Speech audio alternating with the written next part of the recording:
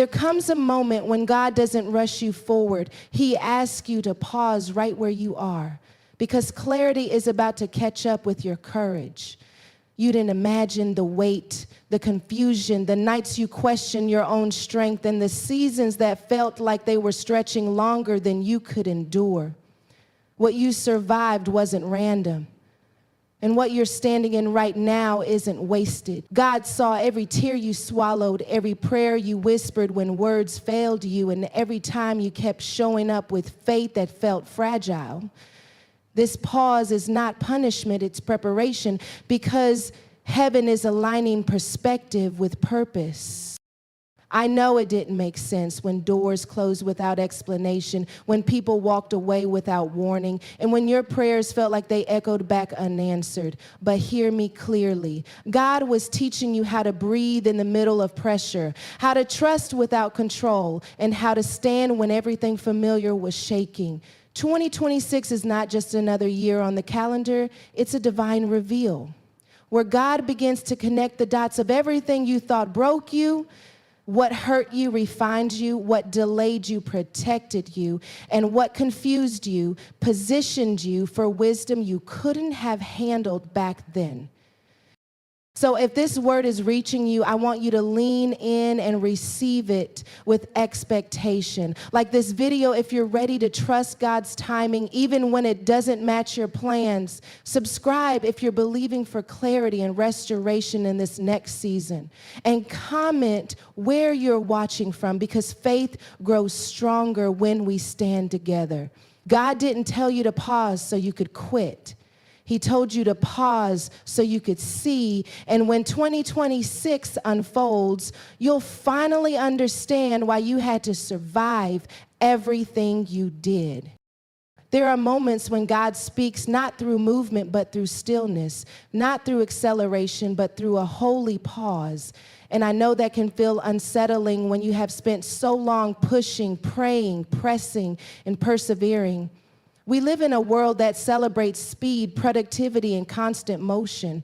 So when God says pause, it can feel like rejection, like failure, like you missed something or didn't do enough. But God's pause is not denial. It is divine alignment, and alignment requires stillness so that what is out of order can come back into agreement with heaven. Sometimes God has to slow your steps because your future is arriving with weight, and he refuses to let you enter it fractured, exhausted, or unclear. The pause is not meant to shrink you, it is meant to settle you so you can carry what's coming without breaking under the pressure of it. You have to understand that alignment is not something you rush into. It is something that happens when God recalibrates your heart, your expectations, and your perspective.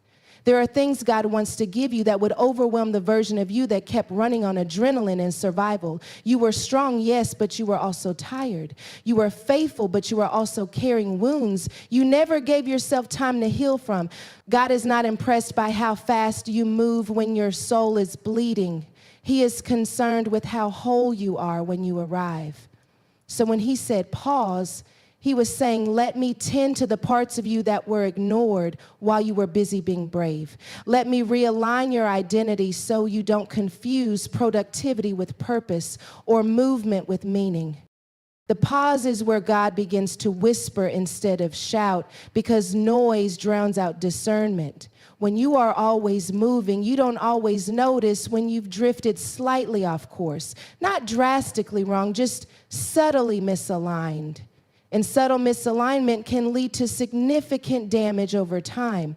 God pauses you not because you are lost, but because he wants to fine-tune your direction. He wants to ensure that when you take the next step, you are stepping with intention, clarity, and peace instead of pressure.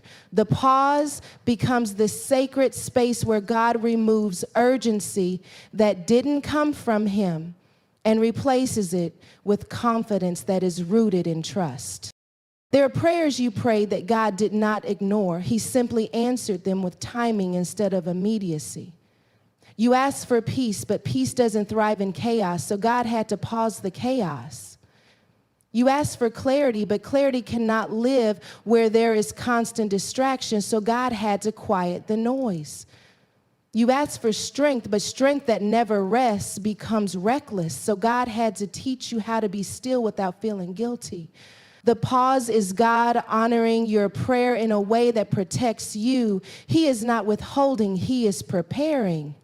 He is not delaying out of indifference, He is delaying out of care.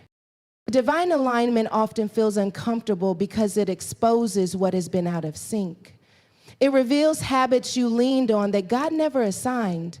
It confronts expectations you picked up from people who never carried your calling. It challenges timelines you created out of fear instead of faith. When God pauses you, He is not just adjusting your steps, He is adjusting your vision.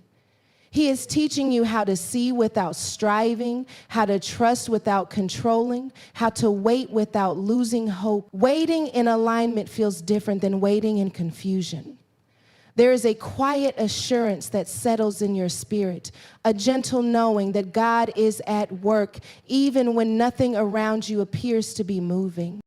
You didn't fail because you stopped. You didn't lose momentum because you rested. You didn't fall behind because God asked you to slow down. Heaven does not measure progress the way people do. God is more concerned with direction than speed. He is more invested in formation than performance. He would rather take you through a pause than rush you into a promise you're not yet aligned to steward. Alignment means your heart can handle the blessing without becoming attached to it in unhealthy ways. Alignment means your character can sustain the elevation without collapsing under pride or fear. Alignment means your faith is anchored in God, not outcomes. The pause is also where God separates what looks good from what is God. When you are moving fast, every opportunity feels urgent, every open door feels like confirmation. But in the pause, discernment sharpens. You begin to notice which doors carry peace and which ones carry pressure. You begin to recognize when something is draining you instead of developing you. God uses the pause to teach you how to say no without explanation and yes without anxiety. Alignment brings clarity, and clarity brings peace, not the kind of peace that comes from having everything figured out, but the kind that comes from trusting the one who does. There is a tenderness to God's pause that we often overlook. It is His way of saying, you don't have to earn my approval by exhausting yourself. You don't have to prove your worth through constant output. You are allowed to breathe. You are allowed to be human. You are allowed to need rest. The pause reminds you that your value is not in what you produce, but in who you belong to. When God aligns you, He restores your sense of identity, so you stop tying your worth to seasons, roles, or results. You begin to move from a place of wholeness instead of hunger. And in this alignment, God gently heals the parts of you that learn to survive instead of live. Survival taught you how to stay alert, guarded, and ready for the next blow. Alignment teaches you how to trust again, how to soften without becoming weak, how to hope without fear of disappointment. God knows you survived some seasons by staying on edge, and He honors that strength, but He does not want you to stay there. The pause is His invitation to lay down the armor you no longer need. You are not in danger the way you once were. You are not fighting the same battles. Alignment requires you to release old coping mechanisms so you can receive new capacity. When God pauses you, He is also aligning you with the right pace for the next season. What worked before will not sustain what's coming. You cannot run a marathon at a sprint's pace, and God is preparing you for longevity, not burnout. The pause teaches you rhythm. It teaches you when to move and when to rest, when to speak and when to listen, when to push and when to trust. Alignment creates balance, and balance creates endurance. God is not just concerned with you reaching the promise, He is concerned with you enjoying it when you get there. There's a deep peace that comes when you realize the pause is intentional, that God is not confused about where you are, that heaven is not scrambling to fix a mistake. God is deliberate, and His pauses are just as purposeful as His pushes. Alignment means everything begins to come into agreement, even the things that once felt contradictory. Your past starts to make sense. Your pain finds language. Your waiting gains meaning. And you begin to feel steady again, not because everything is resolved, but because you are aligned with God's timing. In this pause, God is teaching you how to trust his pace over your panic, how to believe that what is meant for you will not miss you, how to rest in the assurance that alignment attracts what striving never could. You are learning that being still does not mean being stagnant. There is movement happening beneath the surface, roots growing deeper, faith becoming stronger, vision becoming clearer. Alignment is quiet work, sacred work, necessary work, necessary work. It doesn't always feel productive, but it is profoundly transformative. God's pause is his kindness wrapped in stillness. It is his way of saying, I love you too much to rush you into something that will cost you your peace. It is his way of saying, let me line this up, let me order this, let me prepare you. When alignment is complete, movement becomes lighter, decisions become clearer, and peace becomes your companion instead of your reward. You don't move because you're afraid of falling behind. You move because you are confident in God's leading. The pause teaches you that clarity and peace are not found in speed, but in surrender. Every season you survived was not random, and it was not wasted, even the ones that felt unnecessary, overwhelming, or unfair. There were moments when you wondered why God would allow so much pressure to exist in a life that was already trying to honor him. You questioned whether your obedience was being overlooked, whether your prayers were being delayed, or whether you had misunderstood his voice altogether. But survival itself was doing a work in you that comfort never could. God was shaping discernment in places where you once reacted emotionally. He was building resilience where you once felt fragile. He was strengthening faith where you once needed proof. Survival was not about barely making it out alive. It was about being transformed while you stayed. There is a wisdom that only comes from walking through things you didn't choose and still deciding to trust God anyway. You learned how to hear him when the noise was loud. You learned how to depend on him when support was inconsistent. You learned how to keep your heart open when disappointment tempted you to close it off. Those lessons were not accidental. They were essential. God knew that what he was preparing to reveal in 2026 would require more than excitement. It would require maturity. It would require discernment strong enough to recognize blessings without idolizing them, and challenges without being intimidated by them. Survival taught you how to sit with discomfort without running from it. It taught you how to keep going when motivation was gone. It taught you how to show up even when you were unsure of the outcome. Those moments trained your spirit to rely on God's character instead of circumstances. Faith that has never been tested often crumbles when pressure arrives, but faith that has survived storms knows how to stand without shaking. God was not just getting you through hard seasons. He was anchoring you so that when clarity came, it wouldn't knock you off balance.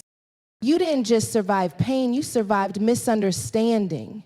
You survived being judged for choices people didn't understand and for boundaries they didn't respect. You survived outgrowing spaces that once felt safe and realizing you could not shrink yourself to make others comfortable. Those experiences sharpen your discernment. They taught you how to recognize when something looks familiar but no longer fits. God was training you to trust his voice even when it contradicted popular opinion or personal preference. Discernment grows when you learn the difference between what feels good and what is God. Resilience was built every time you chose not to quit, even when quitting seemed logical. Every time you got up after being knocked down emotionally, spiritually, or mentally, something strengthened within you. Resilience doesn't mean you weren't hurt. It means you refused to let the hurt define you. God watched you cry and still keep moving. He watched you grieve and still believe. That kind of resilience cannot be taught. It must be lived. And it is that resilience that will keep you grounded when 2026 begins to unfold answers you once begged for. Faith was deepened in the waiting, not the loud celebratory faith that shouts promises, but the quiet faith that whispers trust even when nothing changes. You learned how to trust God without timelines. You learned how to praise without evidence. You learned how to rest in God's sovereignty when your understanding fell short. That kind of faith is not shaken by delays or detours. It knows that God is intentional, even when his ways are mysterious. 2026 will reveal things that would have overwhelmed the version of you that demanded immediate results. There were seasons when survival meant letting go of who you thought you would be by now. You released expectations that were built on comparison instead of calling. You released timelines that were shaped by fear instead of faith. That letting go was painful, but it was necessary. God was clearing space for a clear understanding of who you are becoming. Discernment grows when you stop trying to force outcomes and start trusting God's process. Survival refine your vision so that when revelation comes, you will recognize it without confusion. Resilience also taught you boundaries. You learned that not everyone deserves access to your vulnerability. You learned that saying no is not rebellion, it is wisdom. You learned that rest is not laziness, it is stewardship. These lessons were carved into you through survival. God was teaching you how to protect what he placed inside you. When clarity comes, you will need those boundaries to maintain peace. Without them, revelation can become overwhelming instead of empowering. Faith matured when you realized God was present even when he felt silent. You learned that silence is not absence, that waiting is not abandonment, that God does some of his deepest work in seasons where there are no announcements, no applause, and no visible progress. Survival trained you to trust God's unseen hand. That trust will allow you to receive what 2026 reveals without fear because you have already learned how to lean on him in uncertainty. Every tear you cried watered the soil of wisdom. Every prayer you prayed in desperation strengthened your spiritual awareness.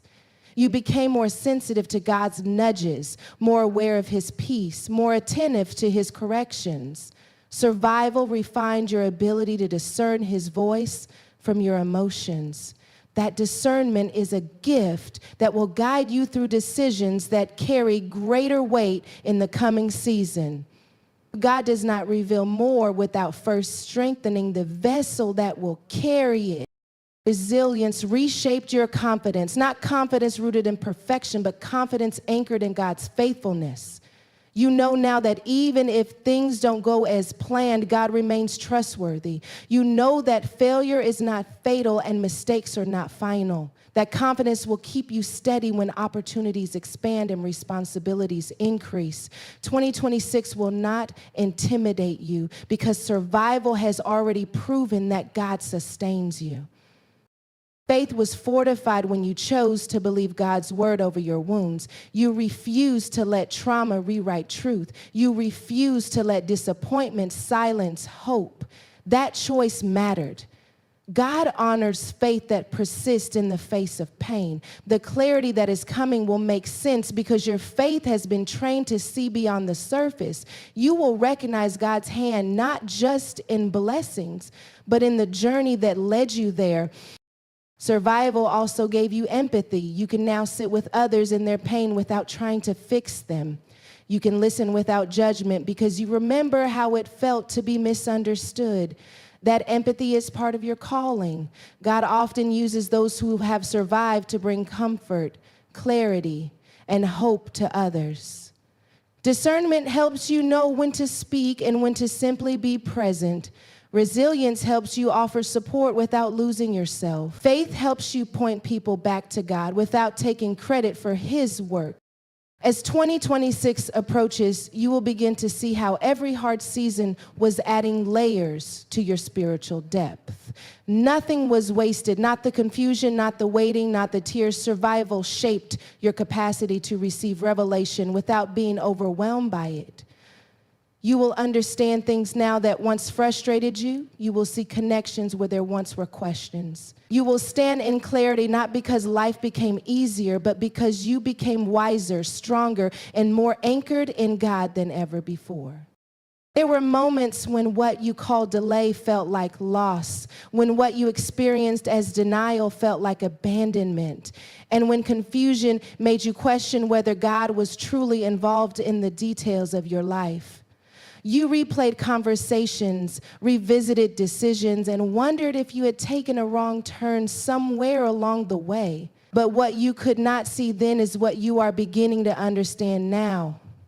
That delays were not punishment, they were protection. Losses were not subtraction, they were redirection. And confusion was not chaos, it was construction.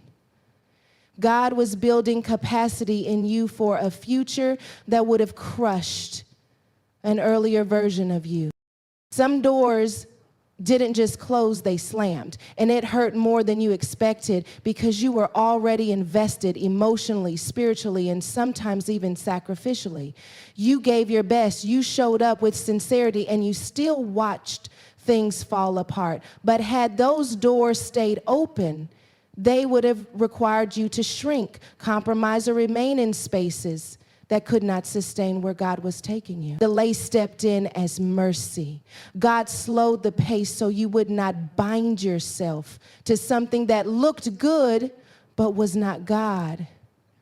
Protection doesn't always feel gentle. Sometimes it feels like interruption.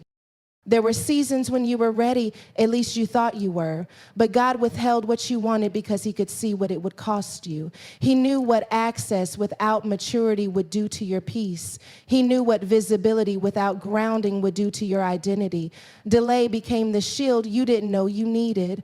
While you were waiting, God was strengthening discernment, sharpening boundaries, and healing places that would have been exposed under pressure. What felt like stagnation was actually stabilization. Losses came quietly sometimes and violently at other times. Relationships faded, opportunities dissolved, plans collapsed, and each loss felt like proof that something had gone wrong. But God often removes what we cling to so we don't confuse familiarity with assignment. Some things ended because they were seasonal, not eternal. Some people left because they were aligned with who you were, not who you were becoming. Redirection often looks like loss before it looks like clarity. God was not emptying your life to punish you. He was clearing space to reposition you. There were losses that stripped you of titles, roles, and identities you had wrapped your worth around. That kind of loss feels personal. It makes you question your value, but God will lovingly dismantle identities that limit your growth. He refuses to let you define yourself by something temporary. Redirection is God reminding you that who you are is deeper than what you do and more secure than where you stand right now. Loss reintroduced you to yourself in ways comfort never could. Confusion may have been the hardest part because you didn't know what to expect, where to go, or how to plan. You prayed for clarity, but all you received was silence. You asked for direction, but all you felt was uncertainty. Yet confusion is often the evidence that God is breaking old patterns of thinking. He allows disorientation so you stop leaning on your own understanding. Confusion forces surrender. It teaches you how to trust God without needing to know every step. Construction is messy before it is meaningful. God does some of his deepest work when he dismantles certainty, when you no longer rely on what worked before, when you no longer depend on systems, people, or routines that once gave you confidence. Confusion humbles you into listening again. It softens your heart to instruction. It opens your spirit to divine correction. While you were confused, God was rebuilding your framework so you could hold revelation without fear. And delays trained you to wait without resentment. Losses trained you to release without bitterness. Confusion trained you to listen without controlling the outcome. None of these lessons were accidental. God was shaping your posture. He was teaching you how to move forward without carrying unnecessary weight. Redirection required you to let go of what no longer aligned. Protection required you to slow down. Construction required you to trust the process even when it felt uncomfortable. There were times you blamed yourself for the delay, convinced that if you had done more, prayed harder, or moved faster, things would have turned out differently. But some delays had nothing to do with your effort and everything to do with God's foresight. He was shielding you from battles you weren't meant to fight and burdens you weren't meant to carry. Protection is not always about keeping danger away. Sometimes it is about keeping you intact. Loss also exposed attachments you didn't know you had. You realized how tightly you were holding on to outcomes, people, and expectations. God doesn't condemn attachment, but he does challenge dependency. Redirection taught you how to release with faith instead of fear.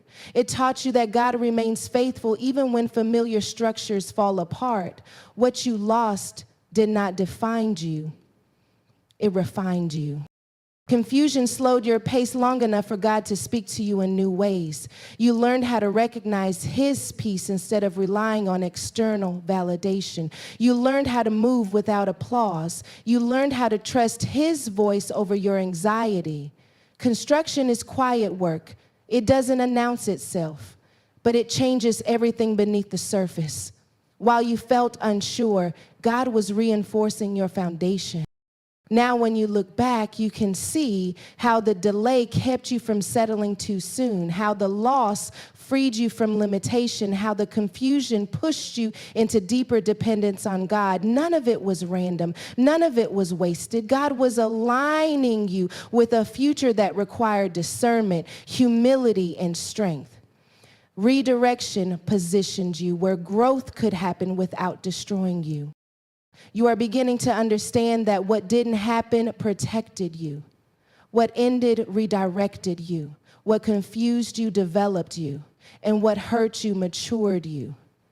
God did not allow those seasons to break you. He allowed them to build you.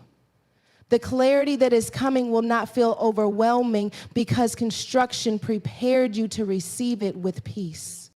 There is a season coming where what once felt fragmented will begin to speak to each other, where memories that felt disconnected will line up with meaning, and where questions you carried quietly will finally receive language.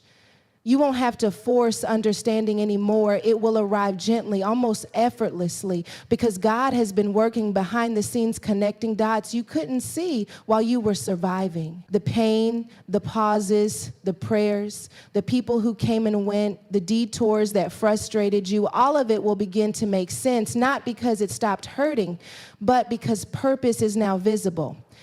God never wastes suffering. And he never allows endurance without intention. There were moments when you asked yourself why you had to go through so much just to arrive at a place that still felt uncertain. You wondered if the cost was worth it, if the wait was necessary, if the lessons could have come without the loss. But there are understandings that cannot be taught in comfort. There is a wisdom that only grows when faith is stretched and hope is tested. God knew that what he was preparing you for required depth, not just desire. The dots you couldn't connect back then were forming a foundation that would later support clarity without confusion. You survived things that could have hardened you, but instead they softened you in the right places.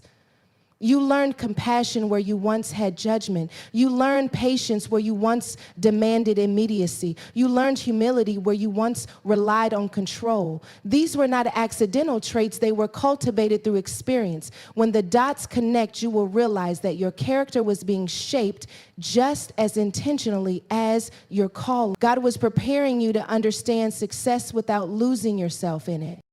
There were patterns you had to break, cycles you had to confront, and beliefs you had to unlearn. Those processes were painful because they challenged who you thought you were and how you thought life should work. But without that disruption, clarity would have arrived too early and done more harm than good. God waits until your heart is ready to interpret his blessings correctly. When the dots connect, you won't idolize the outcome because you understand the journey that led you there. Some of the dots were people, relationships that taught you what love is and what it is not, connections that revealed your boundaries and your blind spots. Some people were meant to stay, others were meant to teach and move on. At the time, their departure felt like rejection, but later it will feel like alignment. God was filtering your environment so that when clarity arrived, it wouldn't be clouded by voices that could not support your growth. Other dots were delays that protected you from premature decisions. You were spared from commitments that would have limited your freedom and opportunities that would have cost you your peace. At the time, waiting felt unbearable, but now you see that waiting was working. God was orchestrating timing with precision. When the dots connect, you will see that nothing arrived late and nothing left early. Everything moved according to divine order. There were also internal dots, moments of self-discovery that changed how you see yourself. You learned that you are stronger than you thought, more resilient than you believed, and more capable than fear allowed you to imagine. You learned how to trust yourself again after doubt tried to rewrite your confidence. These internal connections are just as important as external ones. Clarity begins within before it manifests around you. God allowed you to walk through seasons of uncertainty so that certainty would not become an idol. You learned how to rely on His presence instead of predictability. That shift matters because when clarity comes, it will not replace your dependence on God, it will deepen it. You won't worship understanding, you will worship the one who guided you through not knowing. The dots connect best in a heart that remains surrendered. You will start to notice how moments you once dismissed were actually significant turning points. Conversations that redirected your thinking, decisions that felt small but changed your trajectory. Choices you made out of obedience rather than convenience.